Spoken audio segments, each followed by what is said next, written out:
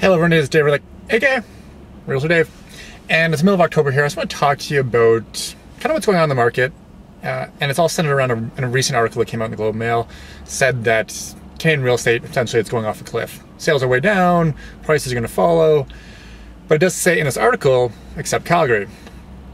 Now I do find that this gives a few different impressions to people. The first one is that there's something wrong with Calgary, that, you know, if everything else in Canada is going down, Calgary must follow. And that's not true. And here's why. Okay, the Calgary real estate market went through all this years ago. Literally 2007, 2008, this is where our market went. And what's happening in Vancouver and what is likely to happen in Toronto is probably going to be the same thing, where we see prices ran up, they went too high, then they came down, and then they stayed the same. And that's what I sort of forecasting to happen in Vancouver. Ultimately, right now, we're in the part where the prices are going down.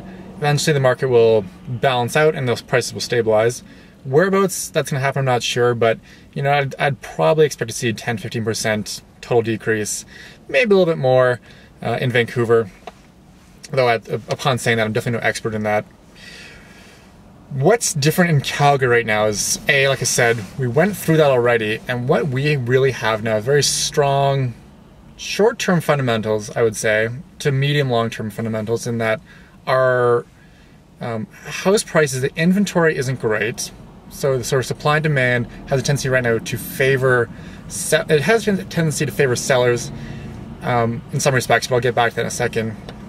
More importantly, the most important thing that I'm seeing is the resyncing, the recoupling, if you want to put it, of rents to home prices. Rents are going up, and as of right now, house prices aren't really. But this has to change. As rents continue to get pushed up, house prices are going to go up. And then I sort of mentioned this in an email out and a letter out to my clients, you know, pretty start of this month. This is why I believe so strong in the Calgary market. Rents and home prices are once again coupling back up again, and that is universally the way home prices increase, is by rents going up.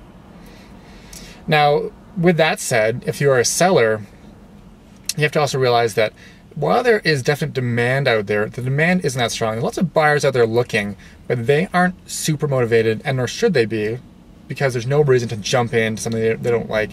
When we really see house prices explode back in the middle of 2000s or 2006, 2007, people were sort of buying anything, like, oh, we just want to buy something, we need to get out there and buy. We're not seeing that right now.